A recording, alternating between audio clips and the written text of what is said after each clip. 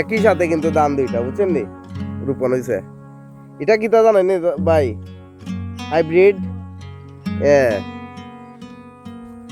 সম্মানিত দর্শক, আমি কৃষ্ণপুর দেবনাথ, উপসহকারী কৃষি কর্মকর্তা। এই মুহূর্তে আছি উত্তর ইসলামপুর গ্রামে, আমাদের সেই প্লটটি।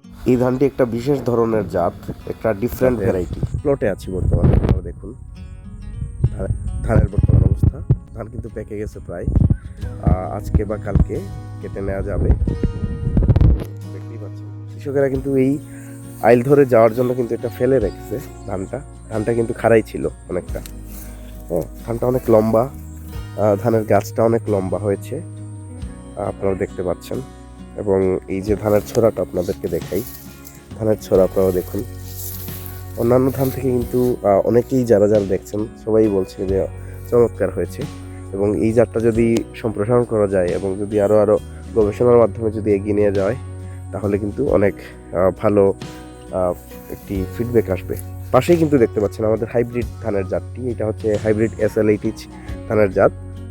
এবং এই যে এটা কিন্তু এখনো কিন্তু মানে এটা এখনো দুধ অবস্থায় আছে এবং একই সাথে কিন্তু লাগানো হয়েছিল। এবং এই দুটো ধানের বয়সই হচ্ছে 123 দিন, একই সাথে কিন্তু লাগানো হয়েছে।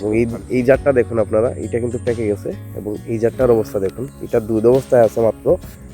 আমি আপনাদেরকে দেখাই, এই যে দুধ অবস্থায় আছে ধান, দানা বাঁধবে, তারপর পাকবে। প্রায় আরও 10 থেকে 15 দিন সময় নেবে এটা পাকবে। আর এটা এখনো কিন্তু এখনই পেকে গেছে। এই যে আপনাদেরকে দেখাই দানা, যে দানা শক্ত হয়ে গেছে।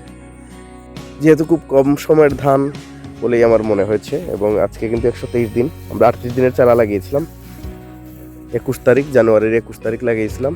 আর আজকে হচ্ছে আপনার কত তারিখ? আজকে হচ্ছে 16 তারিখ, 16 এপ্রিল।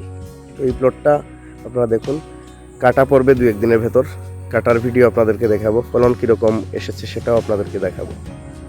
ধন্যবাদ, আমাদের সাথে থাকুন, কৃষির সাথে থাকুন।